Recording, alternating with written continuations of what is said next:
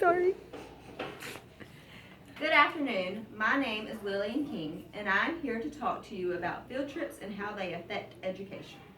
The general purpose of this today is for you to understand the importance of field trips and the educational perks of field trips.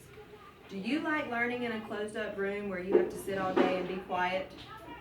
No. No? Why should we expect students to? This is why we are going to talk about the importance of field trips in children's learning.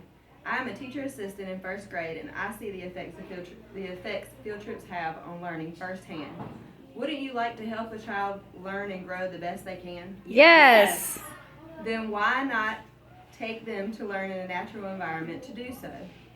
We are going to address 3 aspects of field trips and learning today. First, we will discuss some research that has been done and the results of the study. Next, we will talk about the perks of field trips and various learning styles. Lastly, we will discuss the downside to field trips because there's always 2 sides to everything. Children who attend field trips learn more from their experience than they can from just a teacher or a classroom setting. According to an article in the Washington Post in 2014, a study was conducted at the University of Arkansas on the effectiveness of field trips. In this study, 10,000 students were involved, and some were sent on various field trips and some were not sent anywhere at all. The research showed that those students that went on field trips displayed more critical thinking and interest and tolerance for the arts and historical empathy than those who did not go. The importance of field trips does not stop with just the research on retention and critical thinking skills. These outside excursions not only provide a break from the rigorous schedule of everyday learning, they also enhance education in the various styles in which children learn. An article published by the Livestrong Foundation in 2014 says that field trips enhance their learning experience. Many children learn in different ways. There are many learning styles that need to be accommodated in order for students to get the best learning outcome. Depending on the type of field trip, children can get hands-on experience with the topics that have already been discussed in a textbook. This helps visual, auditory, and kinetic learners. Studies show that children who go on field trips tend to retain the information being taught better and longer than those who did not attend field trips.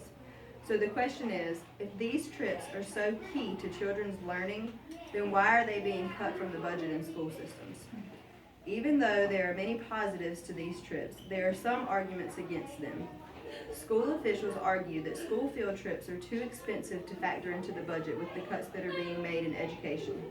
Other officials say that field trips take away from instructional time needed to prepare students for testing. There are even some who, according to an Americans for the Arts blog, who think that these trips are posh and do not hold teachers accountable for the instruction that is to be provided.